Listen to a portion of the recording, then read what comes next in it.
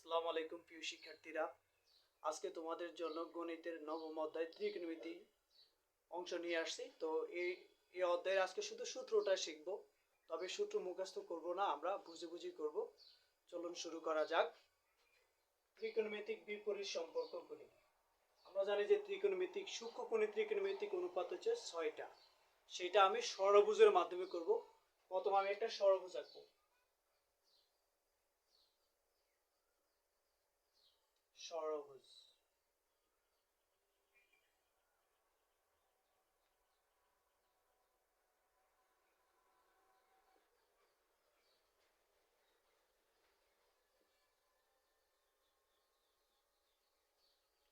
এটা একটা হচ্ছে ষড়ভুজ।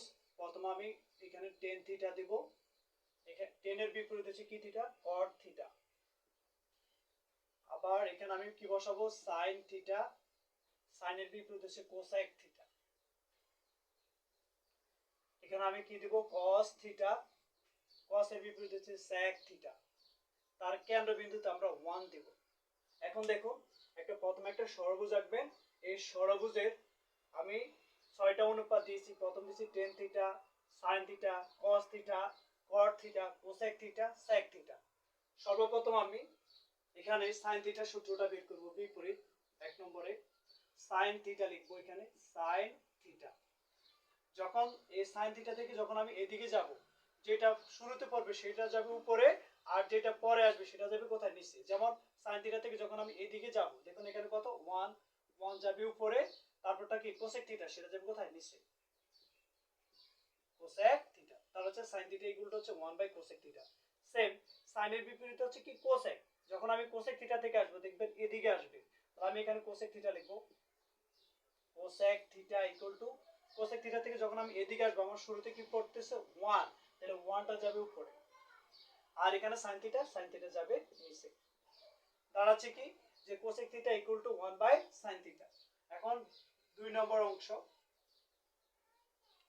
এখানে আমি নিব cos থিটা। তো cos থিটা যদি লিখি, দেখুন এই সরলরেখার দিকে লক্ষ্য করুন, তাহলে এই দিক থেকে এদিকে যাবে। এইদিকে গেলে আমার প্রথমে কি পড়ে, 1 পড়ে, তাহলে আমি 1 লিখবো উপরে। তারপরে পরে কি sec থিটা, সেটা কোথায় লিখবো, নিচে। টোটালে cos থিটার সূত্র হচ্ছে 1 বাই sec থিটা। এখন cos এর বিপরীত কি, sec, তাহলে আমি sec থিটা এখান দিয়ে লিখবো, sec থিটা। তাহলে sec থিটা ইকুয়াল টু হবে, দেখুন sec থিটা থেকে যখন আমি এদিকে আসবো, তখন 1টা পড়বে প্রথমে, তাহলে 1 বসাবো উপরে, আর cos থিটা বসাবো কোথায়, নিচে। আমি এটাকে 1 দিব, আর এটাকে আমি 2 দিব, আর এটাকে আমি 3 দিব, আর এটাকে আমি কত দিব, 4 দিব। এখন আসুন টেন থিটার সূত্রটা বসাবো। এটা যদি 4 হয়, এটা হবে 5। তাহলে আমি যদি টেন থিটা রাখি সেম আগেরটার মতনই, তো টেন থিটা, তাহলে আমি এই সরলরেখা দিয়ে যাব। তাহলে এই সরলরেখা যখন যাবে, প্রথমে কে পড়বে, 1 1 যাবে উপরে, আর cot থিটা কোথায় যাবে, নিচে। যেটা পরে সেটা নিচে যাবে। তারপর হচ্ছে এটা গেল 5 নং সূত্র। এবার হচ্ছে 6 নং সূত্রটা। এবার টেন এর বিপরীত হচ্ছে কি, cot। যদি আমি cot থিটা নিই, cot থিটা নিলে যখন আমি এদিক থেকে এদিকে আসবো, তাহলে 1টা পড়বে কোথায়, প্রথম, তাহলে এটা যাবে উপরে, আর এখানে তারপর আসবে কি, cot থিটা যাবে, সরি, আর টেন থিটা যাবে কোথায়, নিচে।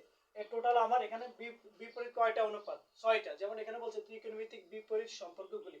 তাহলে প্রথম হচ্ছে কি সাইন থিটা যদি হয় 1 বাই কোসেক থিটা, তারপর যদি হয় কোসেক থিটা হবে কি 1 বাই সাইন থিটা, এদিকে আসবে। তারপর হচ্ছে cos থিটা হচ্ছে 1 বাই sec থিটা।